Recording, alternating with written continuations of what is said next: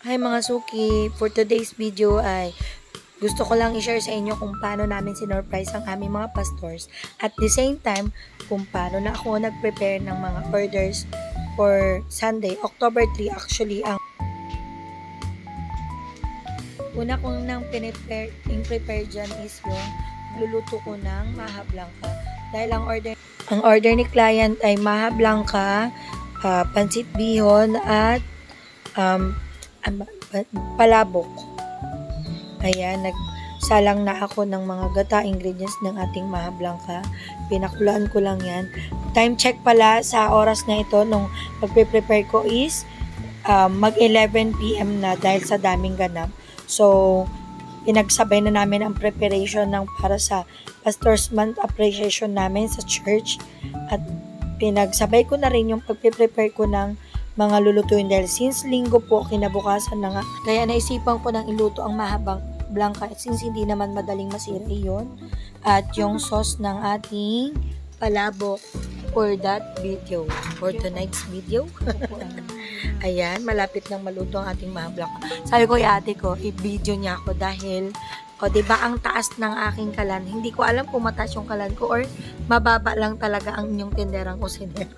Kaya ayan, tumungtong na sa upuan. Sabi ko, ate, parang natuwa ako sa mga oras na yan ay sabi ko, i-video mo nga ako, te. Dahil tawang-tawa talaga ako sa sarili ko dahil every time na nagluluto ako ng maramihan tapos ganyan kataas, syempre, tungtong na lang sa upuan ang pinakasolusyon ng tinderang kusinera. At ayan, naluto ng ating maha blanca. Sinasali na namin sa tray. Naparami pala yung luto ko ng maha blanca niyan kasi dapat ay medium lang po. So, yung mixture na nagawa ko ay na doble po. Kaya yung iba po ay insalin ko na sa tray para dali na rin po namin sa church yung ibang aming mga sobrang maha blanca sa order na niluto ko po. Ayan, nilagyan na namin ng cheese yan para man talagang dikit cheese na cheese. Si ate ko naman ay nagluto, gumawa din po ng suman dahil may natira akong kamoting kahoy. Tinry niya pa pong isurvive na gawing suman kamoting kahoy. Then, ayan, nagpe-prepare na ako dyan ng igigisa kong sauce ng palabok since madali lang naman gawin yung noodles ng palabok. Kaya, naisipan ko na rin po nung gabi na yan iluto ang sauce ng palabok. Hindi naman siya madaling masira basta wala yung noodles.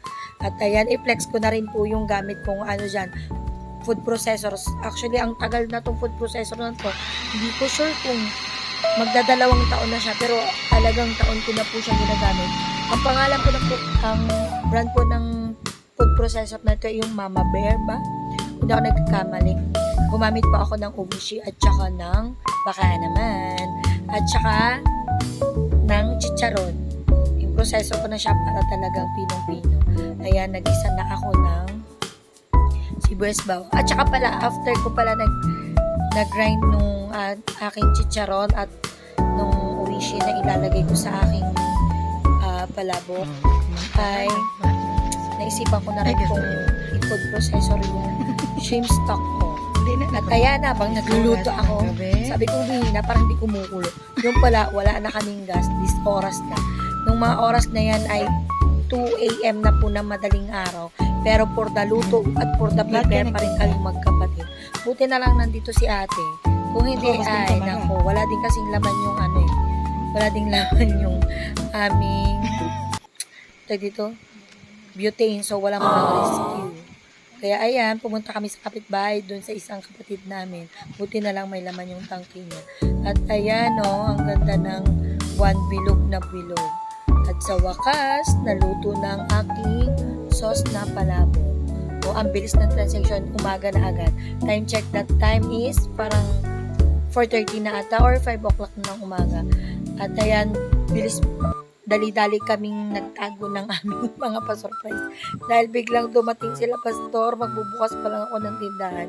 Ang aga-aga nilang kumatok para mag-prepare din kasi first Sunday po yan, so potluck namin. Kaya, hindi sila nakapamalingki nung Sabado siguro, nung araw na yan.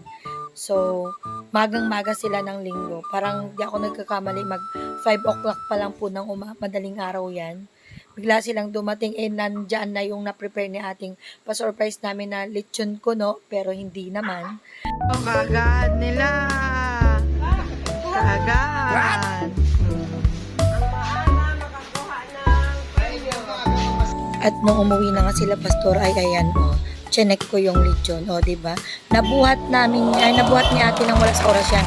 Bubuhatin ko sana pero hindi ko pala kaya sa sobrang taranta ko. Next eksena naman ni Mama, na-prank namin siya. Bakit? Ang dami. Unti lang naman yan. Marami yung alin? Huwag niyong galawin. Mamaya, mapunit. Pagka mo na excited, maga pa Maubos yan. Iputot yung iba, kaya mo yun, may putot ka.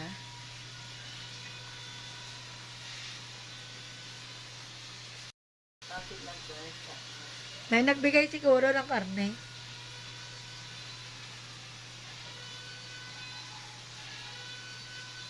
Fast forward na tayo, nakaluto na ako ng bihon, na pansit, at saka palabo. Pati maha blanca, syempre ready na yan. At ito naman ang eksena dito sa church. Amaze na amaze sila. Akala talaga nung iba ay lechon. Next na na-prank si Ate Flor na maraming tanong. Tignan nyo naman. Medyo malilit.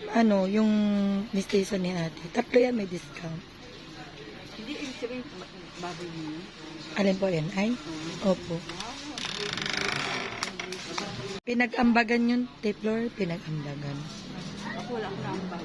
Okay lang yun. Sinapunta ko pala. Sabi ko kay Nini, umaaga-aga sa hindi na dito ng ambag. Okay lang yun kahit wala. Pagpapay na bahala, magbalik kayo. Opo. At after ng interview ni Ate Flor, nandito na tayo sa loob ng church. Habang nire-ready yung surprise ay isa-isa munang pinagsalita ang ating mga pastor Keneme para nagpa-gains pa rin po yan. Short na yung ating mga videos kasi sobrang haba na.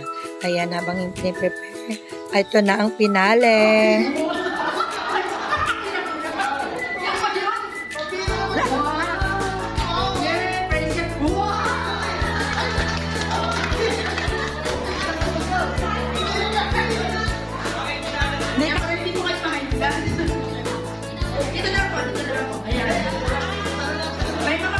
Baka matanggal yung ulo! Baka matanggal yung ulo kay Bawa! Kasi yung medyo... Ayan po. Ay, guluatan ng video.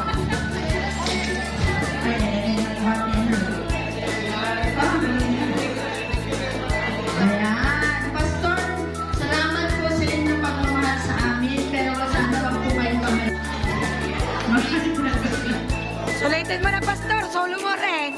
Solo mo rin. Kailangan po baka ubusin ko, okay lang po ba? Oh, kasayan na ba yan? Haba! Kasayan na yan. Okay. Sige, unahan po kayo makabukas. Tayo po tayo mga pastor. Yan po. Walang gunting. 1. Pag bilang ko ng 3, 2, 3, go! Unahan po ako sa... Danaan niya, Pastor.